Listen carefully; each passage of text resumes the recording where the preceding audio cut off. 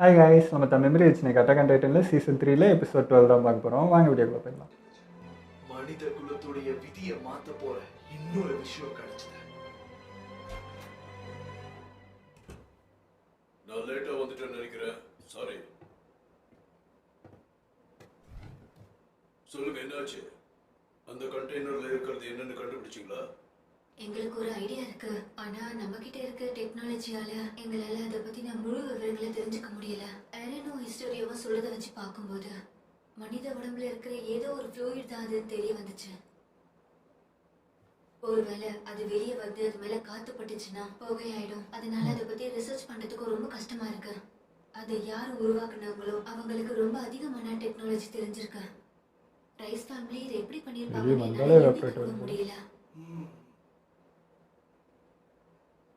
அப்படின்னா அதை உடைச்சு வீணாக்குறதை விட நாம இப்போதைக்கு அதை பாதுகாத்து வைக்கிறது தான் நல்லது. யாரோ ஆராய்ச்சி பண்ணக்கூடாதுன்னே பண்ணிருக்காங்க. யார்கிட்ட கொடுத்து வைக்கிறது? ஹேர்வின், நீ வச்சுக்கிறியா? இல்ல, எனக்கு இருக்க காயத்தால இதை காப்பாற்ற முடியாத. இந்த சிரஞ்சு இருக்க வேண்டியது நம்ம டீம்ல இருக்கிற சிறந்த ஆள். பல ஆபத்துகள்ல இருந்து வெளியே வந்த இதை நீயே வச்சுக்கிறியா? ஒருவேளை இதை ஆர்டர்னா சொல்லுங்க, எதுக்கு கேள்வி கேட்குறீங்க? எந்த நிலைமையில இதை பயன்படுத்தணும்னு இப்போதைக்கு நம்மளால முடிவெடுக்க முடியாதா? போட்டா என்ன ஆகும்? நீ யோசிக்காம முடிவெடுப்பேன்னு தெரியும். எப்போ யூஸ் பண்ணணும், யார் மேல யூஸ் பண்ணணுங்கிறது உன்னோட விருப்பம் தான். சரி, நீ இதை ஏத்துக்கிறியா? ஒருவேளை நீ நினைக்கிற மாதிரி நடந்துடுச்சுன்னா அப்புறம் என்ன பண்ணுவ? எனக்கு தெரியாதா, அந்த நேரத்துல என்ன முடிவோ அதுதான். புரியுது. சரி, ஓகே, இதை நான் பண்றேன்.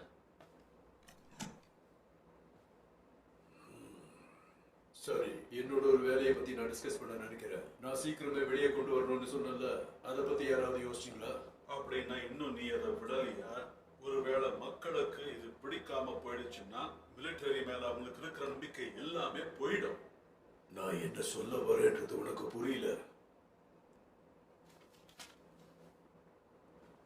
நீ ஷார்டஸ் கிட்ட பேசின அவர் உன்கிட்ட சொன்னதை வச்சு பார்க்கும்போது கிருஷா எதிர் வால்ஸ்க்கு வெளியில இருக்கிற உலகத்துல இருந்து வந்தவர். ஆமா, அதாவது ஆனி, ரைனர், பெட்டோல் மாதிரி அவருக்கும் டைட்டன்ஸோட பவர் இருந்திருக்கு. ஆனா அவங்க 3 பேருக்கும் இவருக்கும் என்ன வித்தியாசம்னா, அவர் வால்ஸ்குள்ளேயே இருந்த மனித குலத்துக்கு துணையா இருந்திருக்காரு. ஒருவேளை எங்க இருந்து வந்தாரு பண்றாங்கன்னு தெரிஞ்சுக்க ஆர்வமா இருந்திருந்தா அவரு சாடிஸ்ட பயன்படுத்தி நிறைய விஷயம் பண்ணிருக்கலாமே. நானும் அதுதான் யோசிச்சேன். அவர் வால்ஸ்குள்ள வந்த நொடியில இருந்தே ராயல் ஃபேமிலியை தான் தேடிட்டு இருந்தாரு. இதை எல்லாமே அவர் தனியா செஞ்சாரு. ஒருவேளை என்ன கேட்டீங்கன்னா, இதுதான் சரியான தீர்வுன்னு தெரியாம ஒருத்தர் இந்த அளவுக்கு முயற்சி பண்ணிருக்க மாட்டாரு. இன்னொரு விஷயத்த மறக்க கூடாது, அதே ஆளுதான் சில வருஷங்களுக்கு அப்புறம் தன்னோட சின்ன பையனை ஸ்கவுட்ஸ்ல சேர்த்து விடணும்னு ஆசைப்பட்டிருக்காரு. அவர் சாகர நிலைமையில இதோட எல்லா உண்மைகளையும் பேஸ்மெண்ட்ல தான் இருக்குன்னு சொல்லியிருக்காரு. அங்க என்ன இருக்கு, அப்படி என்ன மறைச்சு வச்சிருக்காரு? வாழ்க்கை அங்கதான் இருக்கக்கூடாத விஷயங்கள் இல்ல, சொல்ல முடியாத விஷயங்கள். அவர் சொல்ல நினைச்சாலும் அது அவரால் முடியாத. ஃபர்ஸ்ட் ரைஸ் கிங் நம்ம நினைவுகளில் இருந்து அழிச்ச விஷயம் என்னன்னா, நம்ம உலகத்தோட ஞாபகங்கள். இது எல்லாமே என்னோட யூகம் தான். எங்கேயும் நின்று இதை பத்தி யோசிக்கிறதுல எந்த பிரயோஜனமும் இல்லை. எல்லா ஏற்பாடுகளும் இப்போ முடிஞ்சிடுச்சு. வால் மரியாவை கைப்பற்றதுக்கான ஆபரேஷன் இன்னும் 2 நாள்ல ஆரம்பிக்க போகுது. பேஸ்மெண்ட்ல என்ன இருக்குன்னு தெரிஞ்சுக்கணுமா? அது என்னன்னு நாமளே போய் பார்க்கலாம். நாம ஸ்கவுட்ஸ், இது நம்மளோட கடமை. நம்ம ஸ்குவாட்ஸ் எல்லாருக்கும் இதை அறிவிச்சிருக்கு. ஓகே, இது ரகசியமா எல்லார்கிட்டையும் சொல்லிடுறோம். இந்த மாதிரி ஒரு நாள்ல ஒரு நல்ல மீன் ஃபுட் போட்டா நல்லா இருக்கும். நல்ல ஐடியா. அந்த பசங்களுக்குலாம் நம்ம ரேஞ்ச் என்னன்னு காட்டலாம். ஒருவேளை கமாண்டர் சாதிஸ் நம்ம கிட்ட இருந்து முக்கியமான விஷயங்களை மறைச்சு வச்சிருந்தா? அதை விடுங்க, அதை பத்தி யோசிக்க நமக்கு இப்ப நேரம் இல்ல. நீ ரொம்ப கவலையா இருப்ப இல்ல ஆஞ்சி? நீ தான் அவரோட ஃபேன் ஆச்சே. வாய் மூடு. போயிடுங்க விஜய். இது கேட்க விசித்திரமா தான் இருக்கும். ஆனா வால் மரியா நம்ம கட்டுப்பாட்டுக்குள்ள வந்ததுக்கு அப்புறம் என்ன பண்ணலான் இருக்க? முதல்ல டிஃபென்ஸ் பிளான் பண்ணுவான்னு தெரியும். ஆனா அதுக்கப்புறம் என்ன பண்ணுவ? அடுத்தது என்ன? ஆபத்துக்களை நீக்கணும். இந்த செவர்களுக்கு வெளியே டைட்டன்ஸ் நம்ம எல்லாரையும் சாப்பிடுவாங்கன்னு நம்பிக்கையோட இருக்காங்கன்னு நினைக்கிறேன். ஆனா அது யார்? ஒருவேளை நமக்கு அதிர்ஷ்டம் இருந்துச்சுன்னா இதுக்கு பதில் பேஸ்மெண்ட்ல தான் கிடைக்கும். அது வரைக்கும் பிளான் பண்ணாம காத்திருக்கணும். முதல்ல அந்த ரூம்ல என்ன இருக்குன்னு நாம தெரிஞ்சுக்கணும். நீ ரொம்ப நாள் வாழ மாட்டேன்னு தெரிஞ்சுதான் நான் இதெல்லாம் உன்கிட்ட கேட்டுக்கிட்டு இருக்கேன். நீ இவ்வளோ நாள் இருந்த மாதிரி இனிமே நீ இருக்க முடியாது. இந்த மிஷன்ல ஆஞ்சியே லீடரா இருக்கட்டுமே. நீ சொன்னதை வச்சு பார்க்கும்போது உனக்கு தான் ஆபத்து. குட் நியூஸ் தானா வந்து உங்ககிட்ட சேரட்டும். உனக்கு கொடுக்குற வரைக்கும் ஆர்கியூ பண்ணிக்கிட்டே இருந்தேன்னு மற்றவங்க கிட்ட சொல்லு. அதை நிச்சயம் பண்ணுவேன். இந்த நிலைமையை நம்ம 2 பேருக்கு சுலபமா ஆக்கிக்கலாம். நீ என்ன சொல்ற?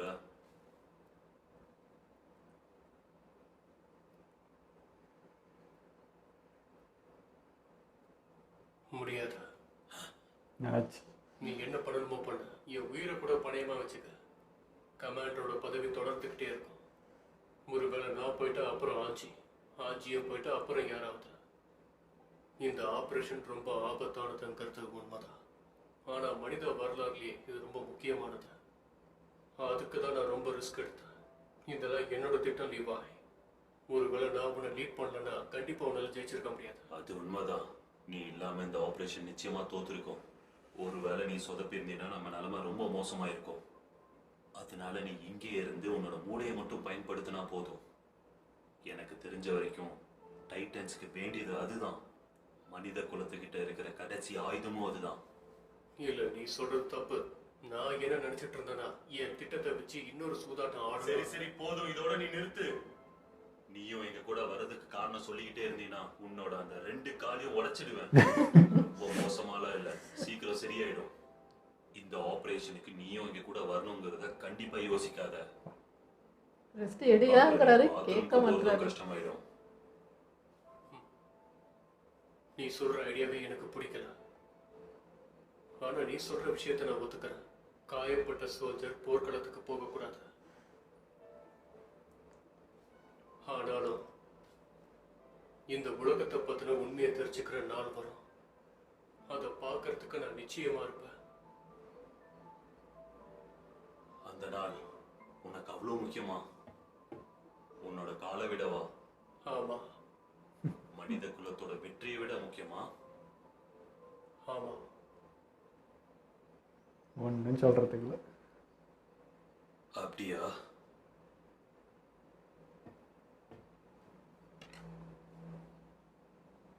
சரி எர்வின், எனக்கு உன் மேல கண்டிப்பா நம்பிக்கை இருக்கு.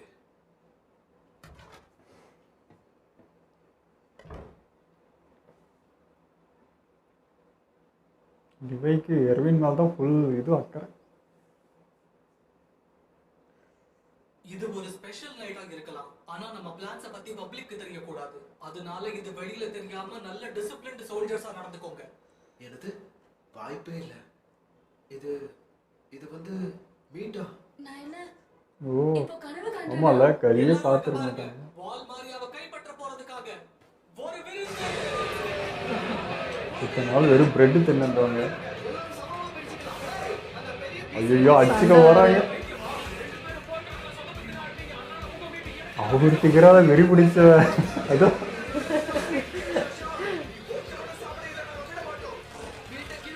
அது கொடுக்கும் போதே தெரிச்சதுனால கொடுத்துருக்கலாம்ல. இது டைட்டன் போயிட்டே மேல் போல. ஐயோ வெறி பிடிச்சி டைட்டனும் மோசம் ஐயாவும்.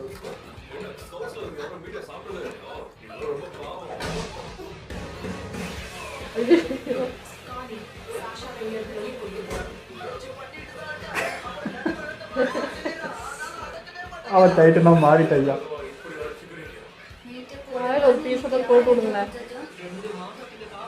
அவ வல்லு கொழுக்குன்னு போடுறாயா, யாரும் கிடைக்காது. கட்டி போட்டீங்களா? அவ்வளவுதான், கட்டியாச்சு. வேற வழி இல்ல. அவளோட எனர்ஜி குறைஞ்சது. இப்படிலாம் பண்ணுவான்னு நினைச்சு கூட பார்க்கல.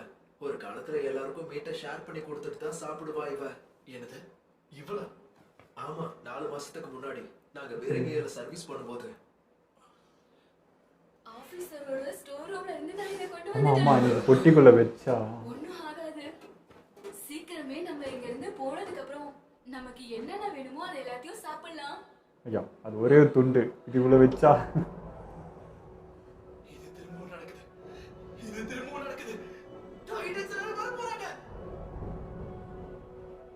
போயிடுச்சு. அந்த நேரத்துல நான் உன்னை நினைச்சு ரொம்பவே கஷ்டப்பட்டேன்.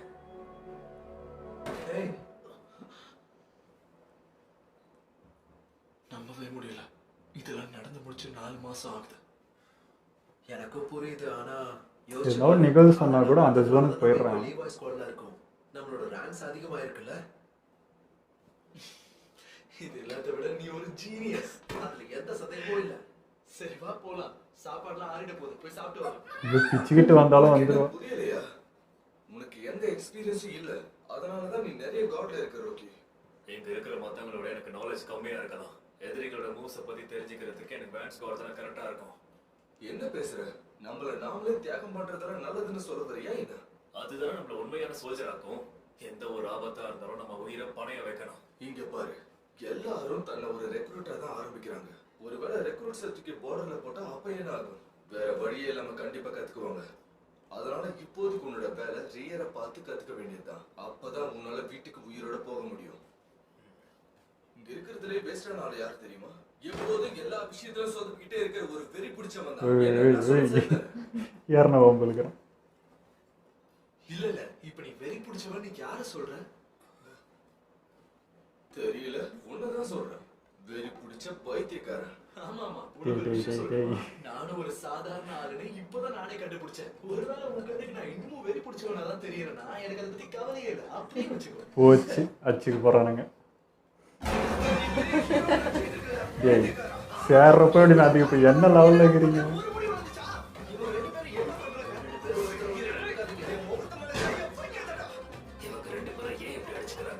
அவனுங்க அப்படிதான் இல்லையா?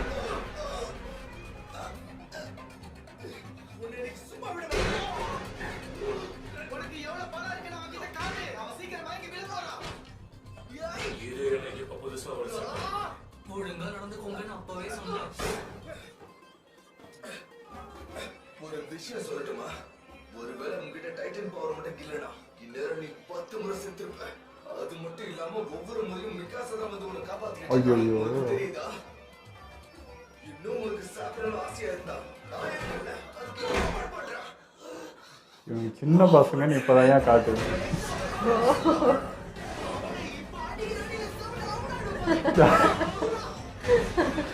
இதுதான் நம்ம பழைய இறந்து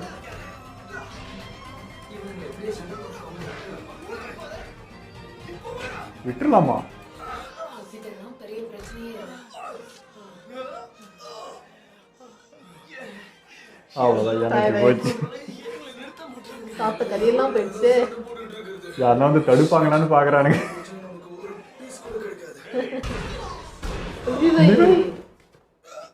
கொண்டாட்டம் எல்லாம் போதும். எல்லாரும் போய் தூங்குங்க. மறக்காம எல்லாத்தையும் சுத்தம் பண்ணுங்க. கடைசி வரைக்கும் ஒன்றும் கிடைக்கும். அதுதான் நான் சொல்லக்கூடாதுதான். ஆனா ஸ்டார்டிங்லேயே வந்து சண்டையை நிறுத்திருக்கலாம்ல. எவ்வளவு அடிப்பட்டாலும் உனக்கு சீக்கிரமா குணமாயிடும். அதனால நான் பெருசா கவலைப்படல. இப்போதான் பழைய மாதிரி பாக்குறாங்க, அதனால விட்டுருப்பாங்க. அதுக்குன்னு சாவனை பாப்பல. போடாம இருக்கலாம்ல. அதனால கம்ப்ளைண்ட் பண்ணாத. அதுவும் இல்லாம உன்னை இந்த மாதிரி திரும்ப பாக்குறதுக்கு சந்தோஷமா இருக்கு. நல்ல வேளை நம்ம கமாண்டனை சந்திச்சோம். அதான் ஏதோ கொஞ்சம் நிம்மதியா இருக்கு. இதுக்கு மேல என்னால மாற முடியுமா இல்லையான்னு தெரியல. ஆனா பண்ணுவேன்ற நம்பிக்கை மட்டும் இருக்கு. உண்மையை சொல்லணும்னா இப்ப என் மனசு லேசா இருக்குடா. எப்பயும் மாத்த முடியாத விஷயங்களை நினைச்சு யோசிச்சுக்கிட்டே இருப்பேன். நான் ஏன் மிகாசா மாதிரி லீவே மாதிரி ஸ்ட்ராங்கா இல்லைன்னு ஏதாவது யோசிச்சுக்கிட்டே இருப்பேன். அத புறமே கூட வச்சுக்கோயேன். நீங்க எல்லாம் ஸ்ட்ராங்கா இருந்தாலும் எல்லாத்தையுமே உங்களால தனியா பண்ணிட முடியாதுல்ல. ஏன் யாராலையும் முடியாது. அதனாலதான் நாமளோட ரூல்ஸை நாமளே உருவாக்குறோம். நம்ம எல்லாரும் ஒன்னா சேரும் போதுதான் அப்பதான் நம்ம உண்மையாவே பவர்ஃபுல்லா மாறுறோம். எல்லாருக்கும் அவங்களுக்குள்ள ஒரு பலம் இருக்கு. கடவுள் அவங்களுக்கு அதை கொடுத்ததே இந்த மாதிரி நேரத்துக்காக தான். ஒற்றுமை.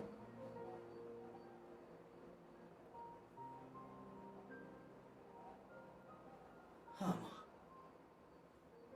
நீ சொல்றது சரிதான்.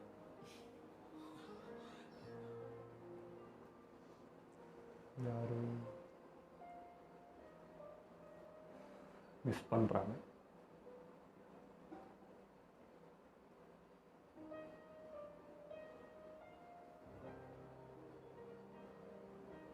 வால்மாரியா நமக்கு கிடைச்சதுக்கு அப்புறம் எதிரிகள் ஒருத்தர் கூட இல்லாம எல்லாரையும் தோக்கடிச்சிட்டு நம்ம திரும்பவும் போலாமா அந்த பழைய நாட்களுக்கு? என்ன ஆனாலும் சில விஷயங்கள் அப்படியே தான் இருக்கும். இருந்தாலும் சில விஷயங்கள் மாறினாலும் அதை ஏத்துக்கிட்டு தான் ஆகணும். கண்டிப்பா அதுக்கெல்லாம் நான் பதில் சொல்ல வைப்பேன். ஆமா, ஆனா அதை விட நிறைய விஷயங்கள் இருக்கு. கடல் ஞாபகம் இருக்கா? அங்க பெரிய அளவுல தண்ணி இருக்குமா? வியாபாரிகள் வாழ்க்கை பூரா கஷ்டப்பட்டாலும் அங்க இருக்கிற உப்பை எடுக்க முடியாது. இந்த சுவர்களை தாண்டி டைட்டன்ஸ் மட்டும் இல்ல, நிறைய விஷயங்கள் இருக்கு. இதை தாண்டி இருக்கிற கடல், பனி பொழிஞ்ச நிலம், நம்ம ஏறி போகக்கூடிய பெரிய பெரிய பாறைகள். ஒரு நாள் இது எல்லாத்தையும் நிச்சயமா பார்ப்பேன்னு தான் நான் ஸ்கவுட்ல ஜாயின் பண்ணேன். இல்லைன்னு சகம் அப்படிதான் எனக்கு அதுதான் சொன்னாங்க. சொல்ல வந்தேன். என்கிட்ட நீ இதை சொல்லியிருக்க, எனக்கு ஞாபகம் இருக்கு.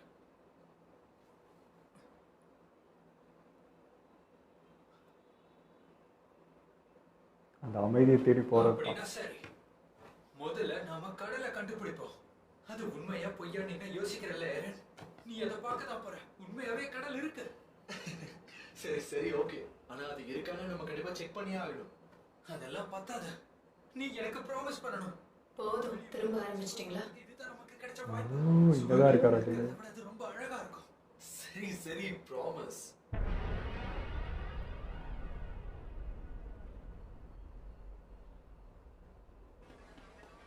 இதுதான் நமக்கான நேரம். சூரியன் அஸ்தமனம் ஆக போகுது.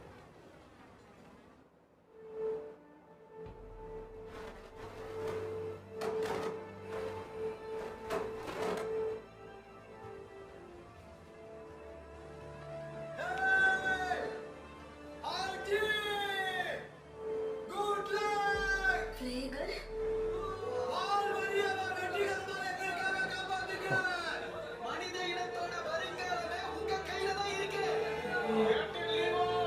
ரொம்ப நாள் ஆச்சு எல்லாம் பார்த்து.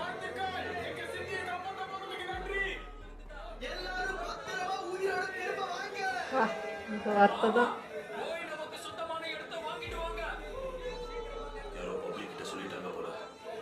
ஆமா, நம்ம பண்ண செலிப்ரேஷன் பத்தி எல்லாருக்கும் தெரிஞ்சிருச்சு. ஆக்சுவலி நம்ம சாப்பிட்ட மீட் எல்லாம் ரீஸ் கம்பெனில தான் ஆர்டர் பண்ணோம். ஃப்ளேகர் தான் சொல்லியிருப்பான். மக்கள் எல்லாரும் இதே மாதிரி பேசிக்கிட்டே இருந்தா எப்பதான் நம்ம கிளம்புறது? எனக்கே தெரியல, இந்த மாதிரி எப்பவும் நடந்ததே இல்லை. எனக்கு தெரிஞ்ச வரைக்கும் இந்த மாதிரி நடக்கிறது இதான் முதல் முறை.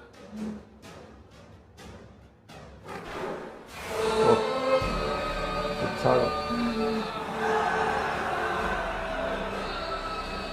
இப்படி அவங்களே தான் மோட்டிவ் பண்ணிட்டாங்க. இப்போ மக்களே வந்து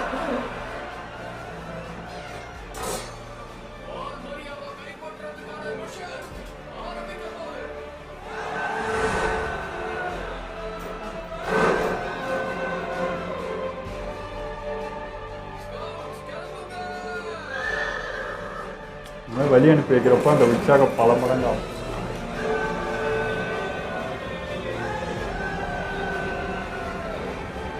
இந்த சீன் மட்டும் பக்காவாக பண்ணிடுறாங்க, இந்த குதிரையை பொறுத்து மட்டும்.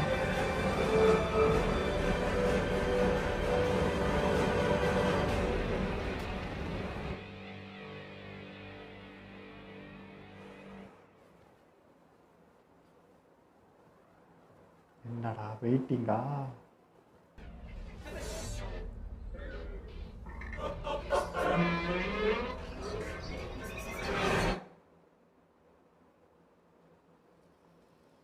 உங்க ரெண்டு பேருக்கும் நீங்க என்ன பண்றீங்கன்னு தெரியுதா இல்லையா?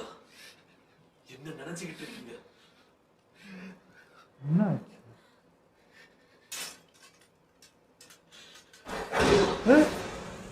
யாரு?